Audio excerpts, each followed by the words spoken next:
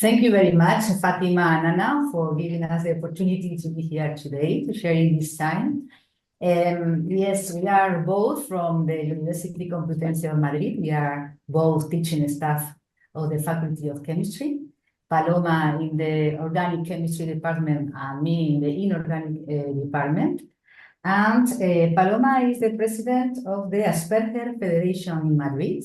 So she has a lot of experience in diversity and inclusion. And in my case, I am the inclusion coordinator of the Faculty of Chemistry. So we show you later what this means. Okay, so we are going to try to show you how we have elaborated the protocol for inclusion of the students with functional diversity, in particular in the experimental courses, the laboratories, in university laboratories that are typical of experimental career, such as chemistry. So let's go. Okay, thank you, Inma, and thank you all the coordinators of this interesting program. I will be closer to the camera. The basic outline of our proposal have 4 points and some definitions at the first week, what we understand about disability. And we will talk about the diversity and inclusion in Complutense University of Madrid, just to concrete some actions on how do we work. And later we will talk about the need of a specific protocol for experimental activities.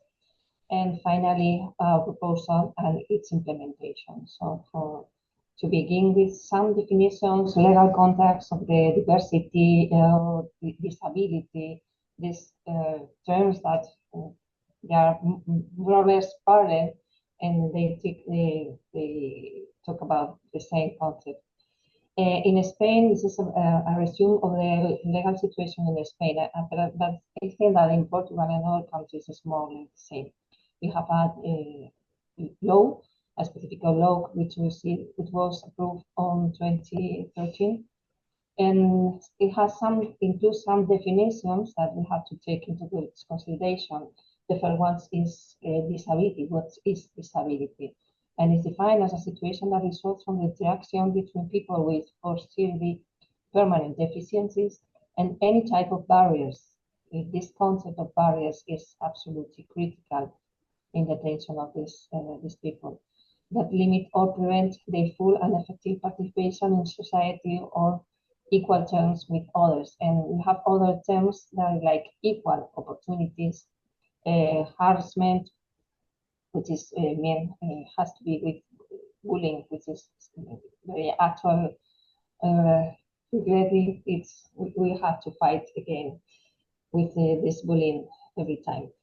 Social inclusion, universal accessibility, reasonable accommodations, and it is divided into 4 main types of deficiencies, which are physical, mental, intellectual, and sensory.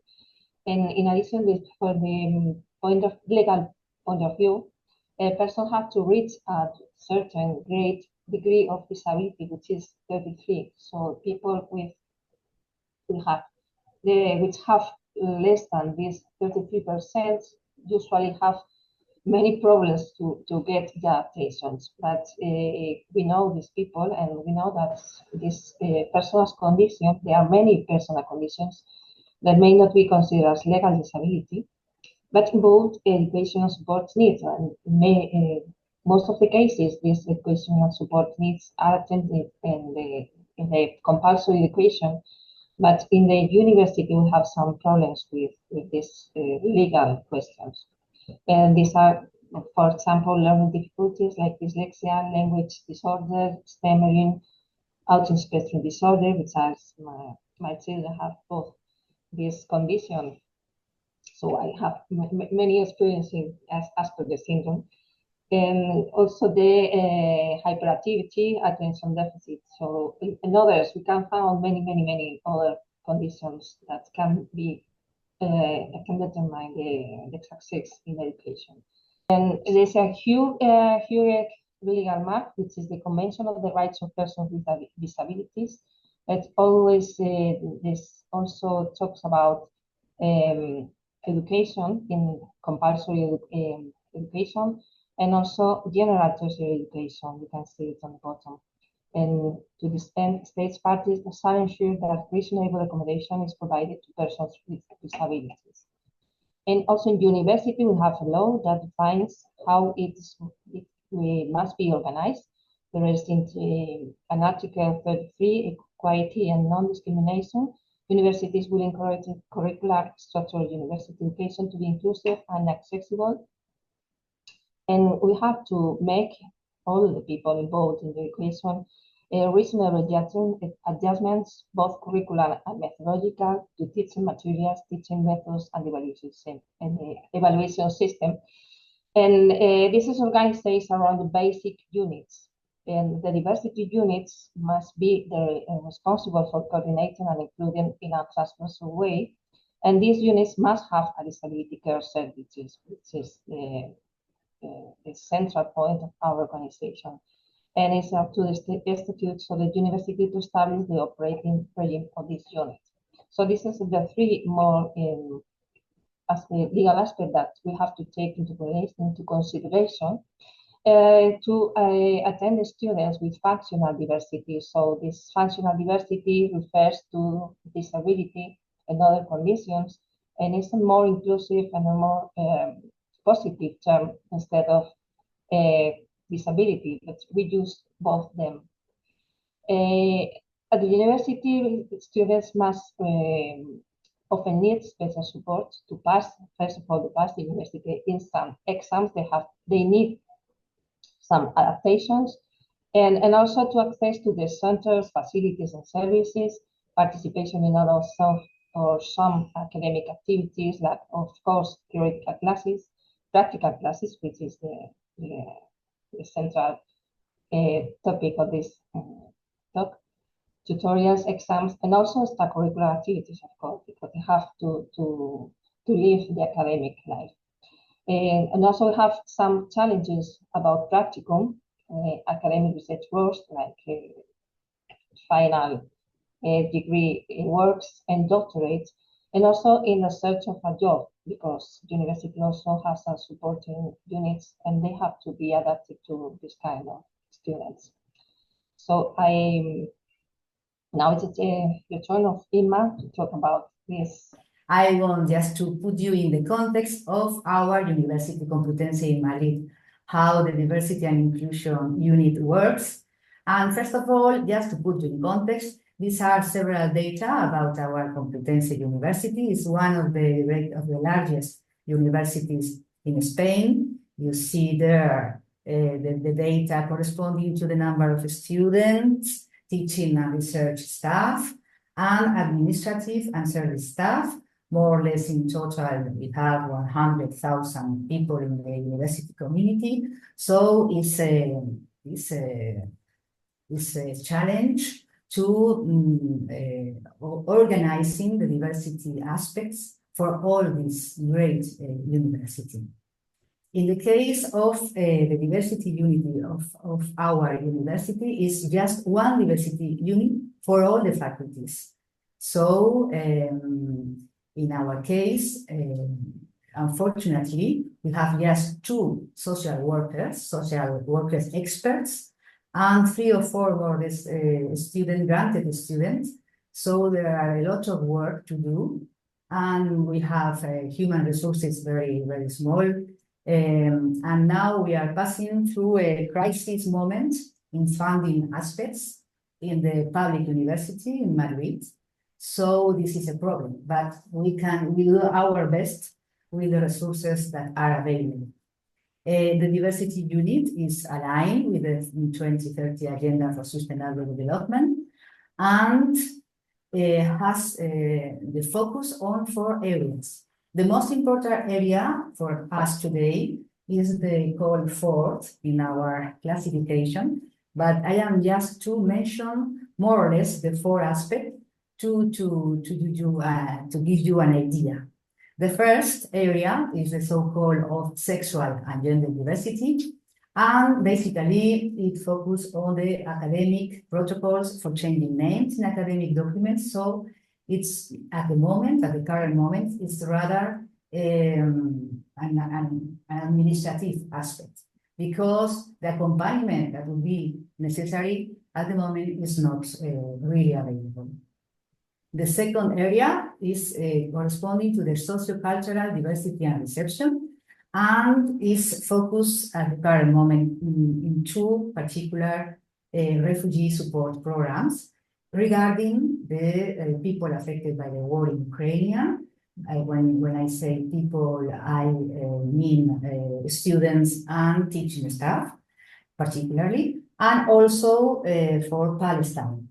Here you can see in the webpage of our university all the data regarding this special reception plan in the case of people affected by the war in Ukraine. And also in the case of Palestine, we have an action plan, and also we have been constructed a network for Palestine, especially from teaching staff. In the service learning office, the contents are basically focused on the interlocution for doing presentations, projects, diffusion, or activities in the field of service learning. And finally, we arrive to our fourth area, that is the program for care of people with disabilities and or specific educational support needs.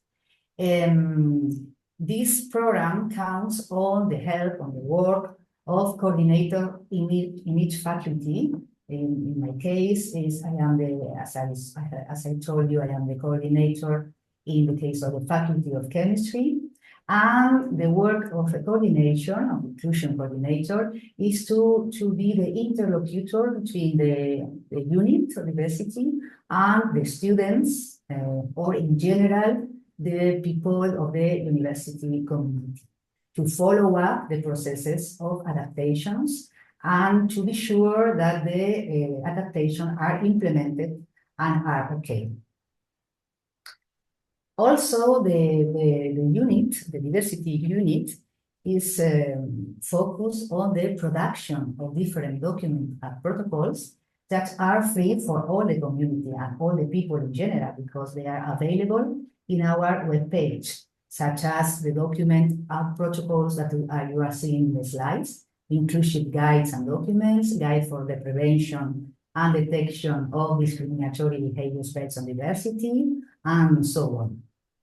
But how does the unit works in particular? This diversity unit works as follows.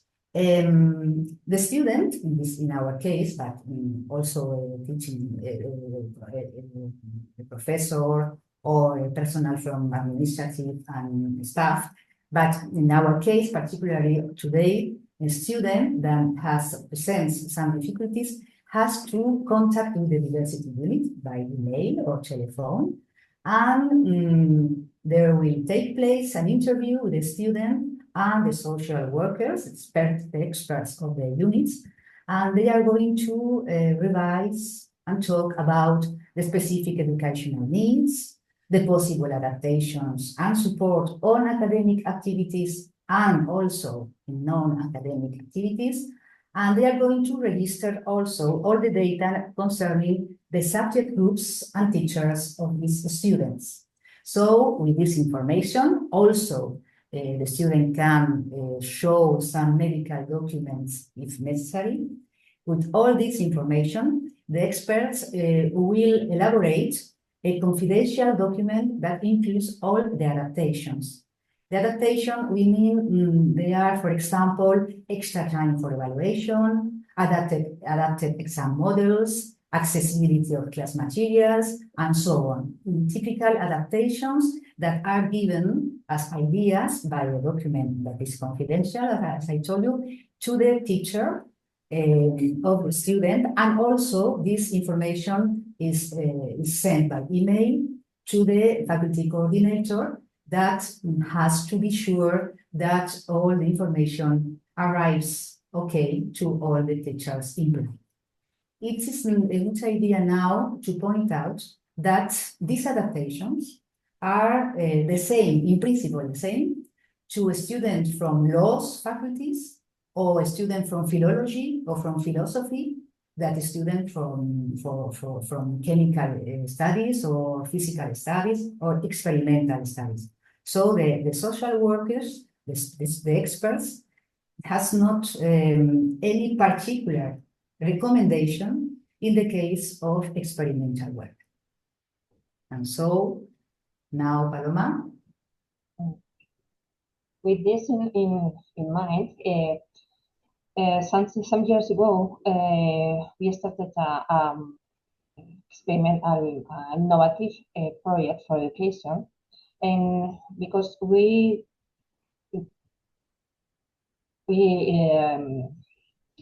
I don't know, we noticed that all the instructions were for theoretical classes. So the classrooms and the access to the university, access to the faculty, but nobody had taken into consideration the particularities of the laboratories and other out-of-faculty activities like biological excursions and trips and so on. And it's a very important part of our discipline because we can see here our the course guide of my subject, Organic Chemistry 2, and we can see the theory classes, the seminars, which are considerable amount of hours, and also the tutorials, the preparation of exams. But you can see the laboratory. The laboratory takes is a relevant part of the topic. But when we receive these instructions are concerned exclusively to the theory, not from the laboratory. So some years ago, we started a project to be able to adapt these materials to the students. And our faculty, just some details, is the Chemical Science at Complutense University of Madrid. We have 3 grades and a double grade. We have the chemistry, biochemistry, and chemical engineering grades. And we have so many laboratories, as you can imagine, or you can, in your own experiences, we know it. So we have equipment laboratories, we have very, very practical laboratories like organic chemistry 1. We also have the need for biochemistry labs. So it's a very, very important part of our activity. Of course, also computer rooms. And about the organization in our faculty, we can see here how it works and how the students see it when it's he or she are asked for the teachers. So they can consult the course guide, but they see so many people involved in these disciplines that it's very difficult for them to tell who is my teacher. I don't know who is going to teach me to be my teacher in the lab. I don't know who is going to be my teacher in other places. So you can be our organization. There is a course coordinator, for example, in my topic, which is organic chemistry.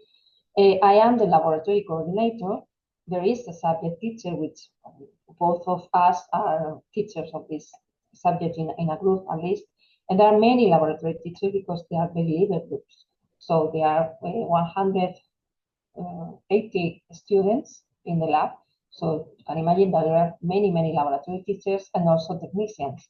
So in our organization, the laboratory coordinator is the people that is the person that organizes the practical sessions and laboratory spaces, also makes the assignment on laboratory groups, and also, of course, the assignment of laboratory teachers. So at the beginning of the course, the students don't know who is going to teach, who is going to be its laboratory teacher. So it's a date that the university unit don't have.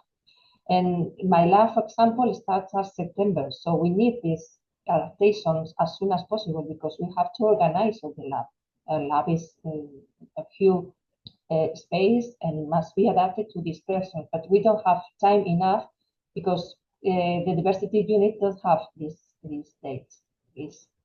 So it was a question of organization, and also, as we see later, how can we make this adaptation. So for the first time, we needed this organization, the basic organization about the protocol, who has to give the dates of the student to the teachers. So the laboratory coordinator is the person that determines the specific adaptations for students with special needs in the lab. And so how can we improve the protocol? So in our idea, and that's was, and it's how we have functioned this course for the first time. The diversity unit has the main adaptations protocol, so with questionnaire, which is common, as Inma says, for law faculties and chemistry faculties, engineering, and so on. And it sends to the faculty coordinator and also to the teachers if they know the names. But this faculty coordinator, in our case, is Inma, must have an interview with the student about the specific needs in all activities, not only theory, but also in practical and experimental classes. To collect these needs, we need also certain concrete questionnaire, because we are the experts in our labs. We know the risk. We know how it is organized. So we need, in a certain way, a document that can collect all these barriers that we detect in the lab, and also talk with the students to see how they see the laboratory, these barriers in the laboratory, how they affect to them. So the protocol needs this questionnaire to be sent to the laboratory coordinators and to be sent to the laboratory teachers and technicians to make these adaptations on laboratories. So we need 2 different questionnaires. And this project started with the elaboration of this questionnaire. Because these adaptations in experimental sciences must be made in the context of each subject or knowledge area, because there are so many different environments that we can do as a general questionnaire. And also, of course, must be personalized according to the personal condition of the students. And we have some previous questions that motivated us to do this project. How can we detect the barriers that faces a student with disability or special educational needs in a certain laboratory? How can we determine the necessary supports and adaptations for its case? And also, how can we make adaptations early enough? Because very often they arrive to the lab without this information so basic. So that's why, according to these 3 questions, that's why we needed this protocol for inclusive laboratories that is going to explain Inma. So yes, I am going to show you, following what Paloma has said, our proposal and its implementation. So,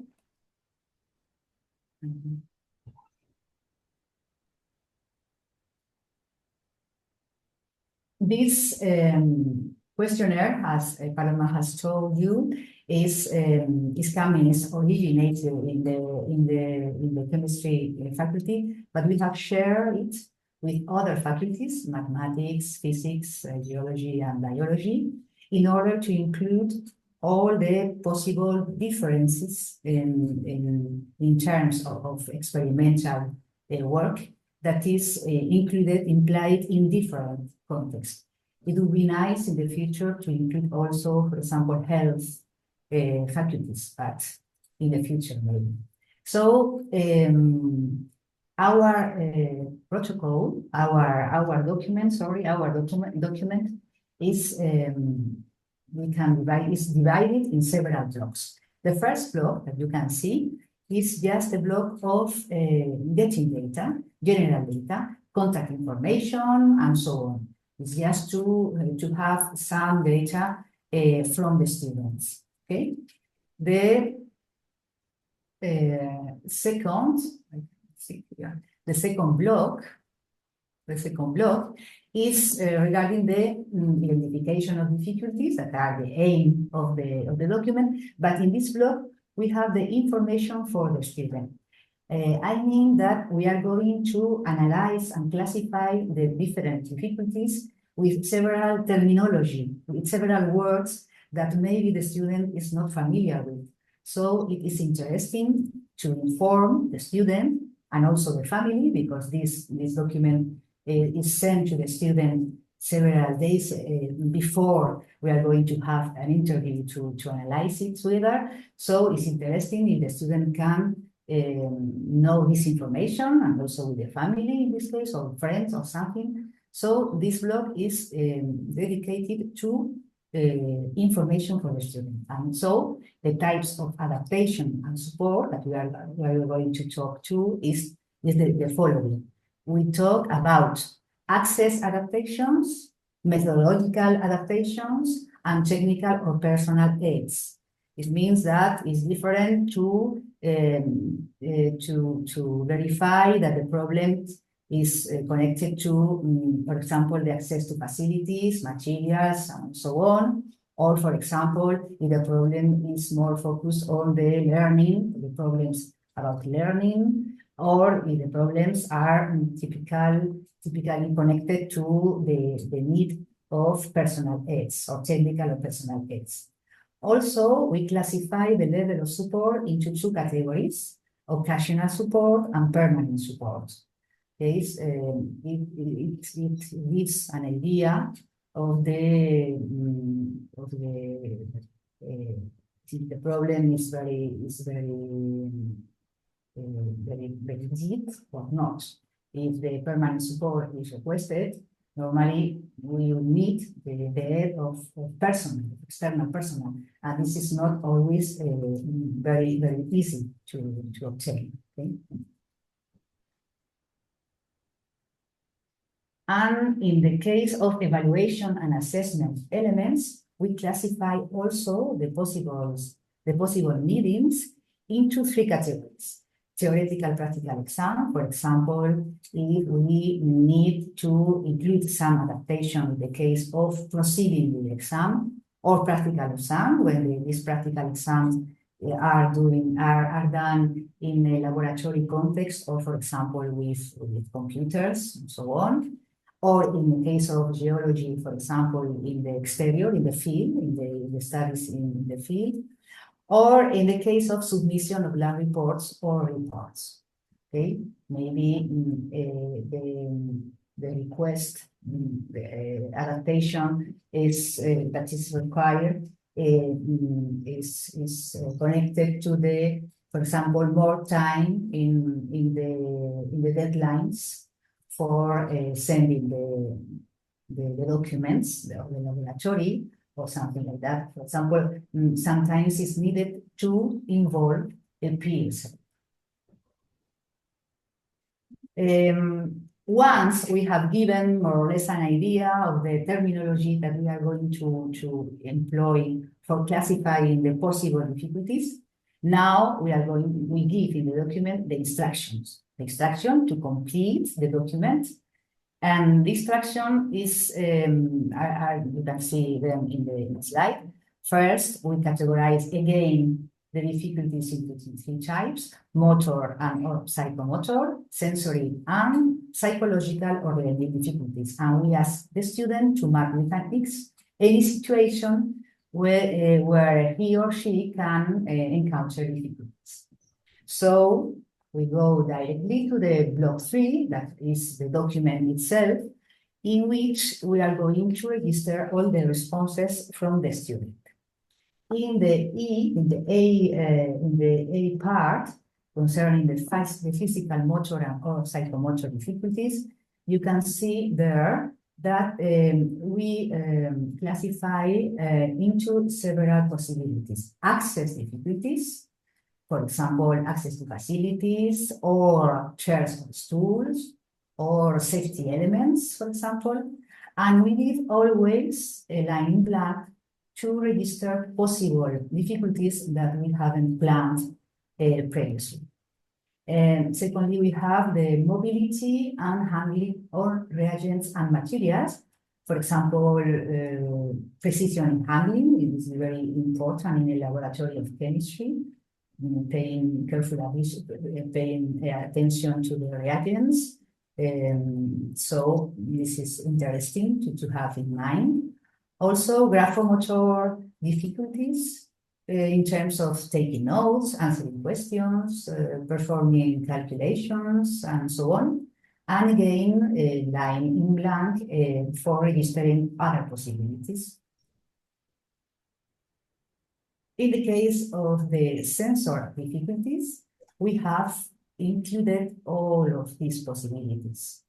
For example, viewing scale or thermometers, in terms of signaling, detecting light signals and perceiving colors, or reading labels on reagents and solvents, or managing excessive or insufficient lighting. You see that there's a lot of possibilities that we have put in our mind, but maybe there are much more that we haven't considered, but we have tried to include a lot of possibilities, okay?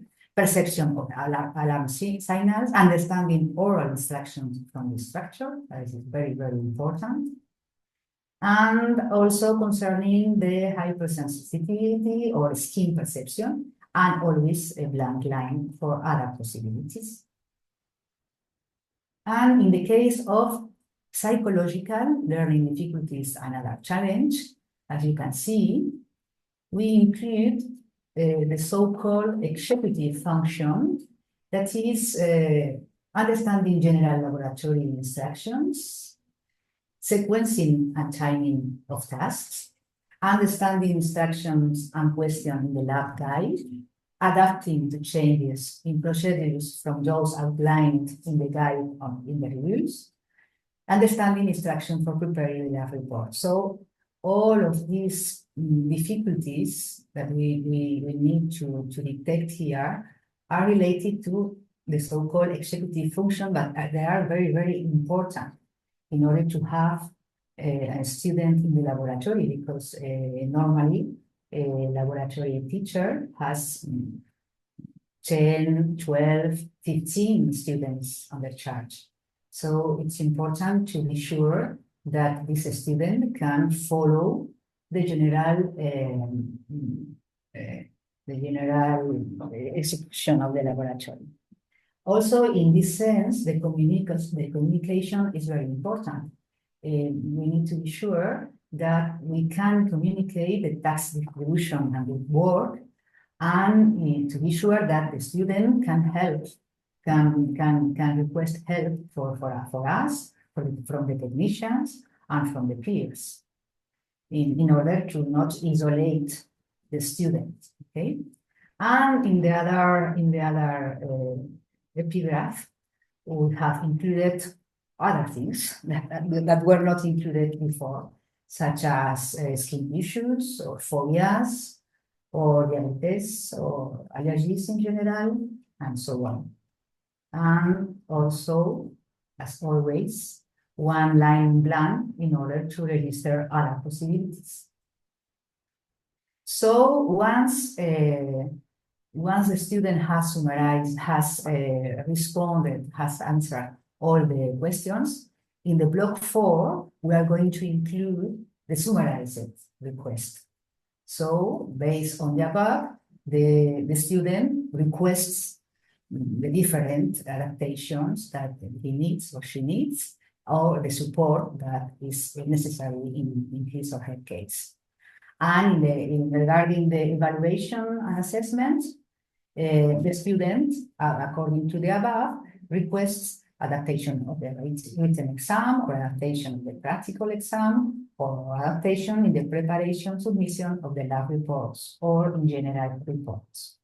So normally it is included in the document the lines that you can see here in the slide. Once completed, please send this document via email to the center coordinator. We will contact you to finalize the adaptation or request additional information is needed. But it's interesting, if it is possible, it's better to do a personal interview to see, to analyze all the document with the student.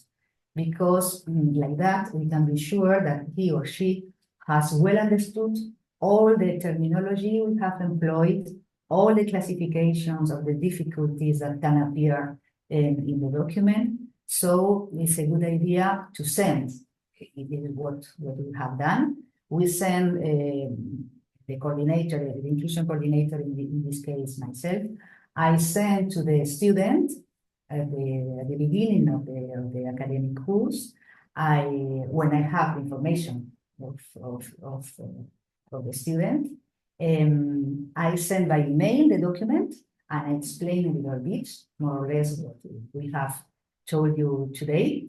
And after, several days ago, we have an interview and we can see each line we read together and we can answer together, because sometimes the student doesn't know exactly if he or she presents this difficulty or not. And it's a good idea just to put different examples or additional questions in order to orientate the student to find which difficulties he or she presents and the adaptation needed in the particular case. Okay. So this is that is all for our talk. What we wanted to show you. Thank you for your attention.